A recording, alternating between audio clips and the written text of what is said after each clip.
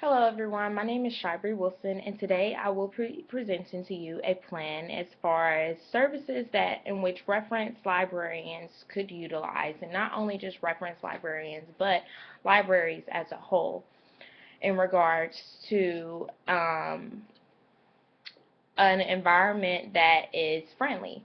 First things first, one thing that I realize as far as with reference librarians, well, is that some patrons are hesitant to ask the reference services for help. And part of this will include staff development. So specifically staff development in regards to what the librarians can do to create a more friendly environment that meets the needs of the patrons.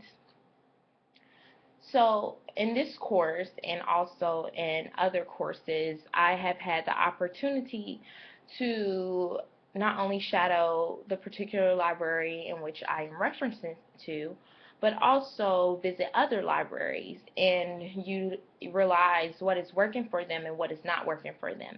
And I think that as being a librarian, this is an important technique to utilize. Not to just sit behind your desk and continue to use the old way of things, but go out and network with other libraries, other branches, and see what's working with them and what's not working with them. And take those techniques and apply it to the develop the development of your particular library.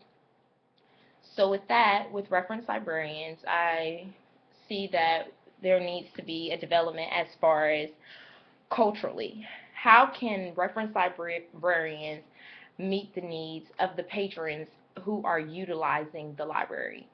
This goes as far as demographics, from what's the percentage of males, females using the services, age, socioeconomic status, race, ethnicity, um, religion, different things like that in which reference librarians should truly use in order to create a service in which patrons are able to get full access of the needs that they have to offer. So with this, there should be a board created.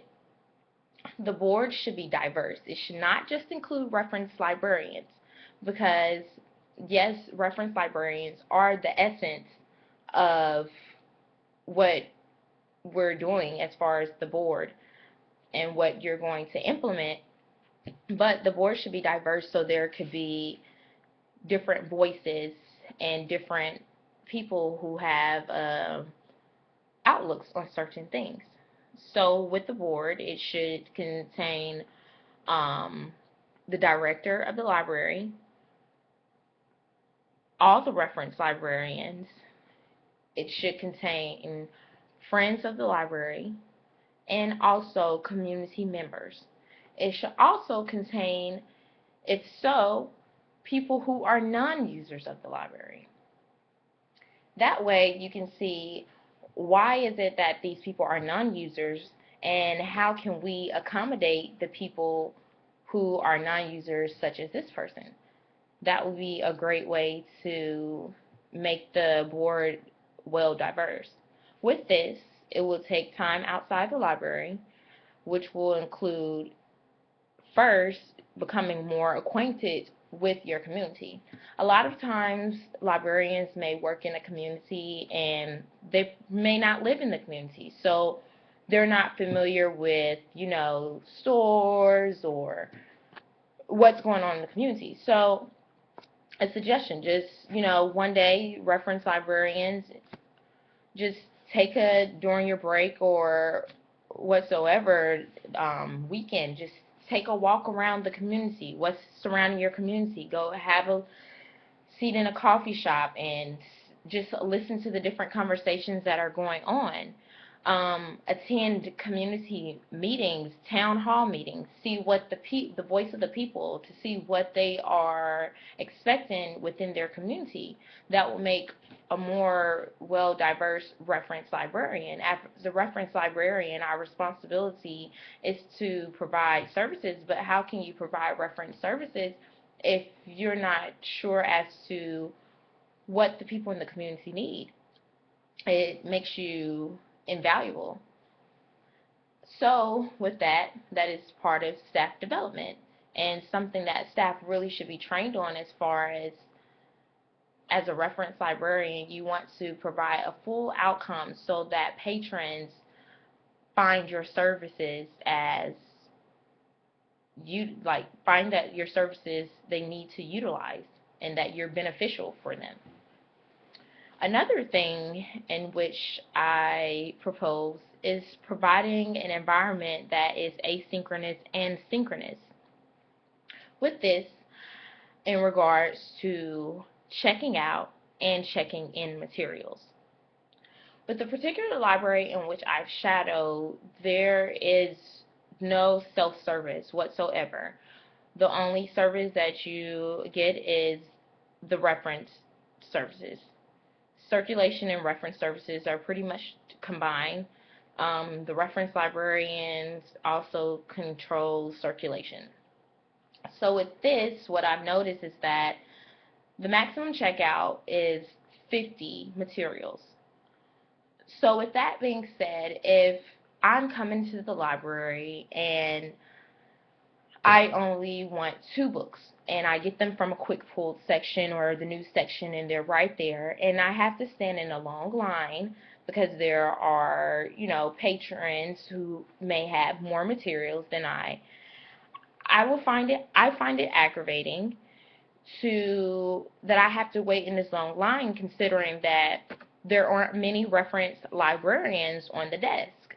So utilizing self-services would make the process faster and also fun and interactive. It makes it feel as though it's my library.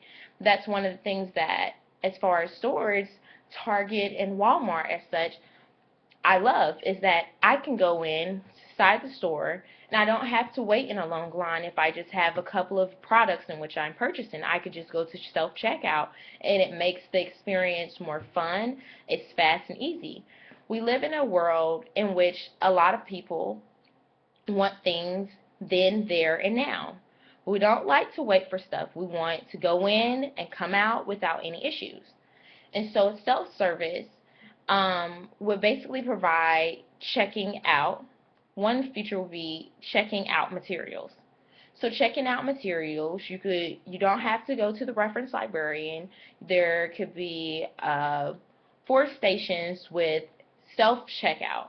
So you could check out your materials and scan your library card, put in your PIN, or however you all would set it up, in which people don't have to utilize the reference librarian always, especially if there's a long line. It just makes the experience more fun. Just go in, check out what you want to check out, and then leave. Checking in, a self-service also. Instead of utilizing a book drop or actually going to the reference library to go check in your materials, utilizing a service where you just put your book into your book or your DVD or audio book, whatever materials that you've borrowed, just place it into a feeder, it scans it, and there you go. It's off your account, and then you can go pick out a book, or you could go to the catalog and find the materials that you want to know, and then go to the self-checkout. This is not only providing a fast-paced environment, but also it will allow more people to utilize the library. One thing that I find when I ask people something they don't care for about the library, and that was the slow service. And that is not good. You want to provide efficient service, especially in the age that we live in now, where everything is fast. Of course, you want to adhere to the people who aren't, technology savvy and may not want to use the new check-in and out stations. But that's why you would still have the reference desk in which people could utilize it. So I think that that is a way to not only make the library more accommodating, but also evolving the library. So I hope that you enjoyed some of the steps that in which I provided, creating a board, staff development, becoming more acquainted with your community, and also creating an environment that is asynchronous and synchronous. Provide an environment where patrons like myself who want to go to the library just for self-experience, you just want to get in and out, so you provide self-checkout and also provide a station in which you could check in your materials. Also, the reference librarians are still useful because they are adhering to the needs of those who may not have the same preference as I. Thank you.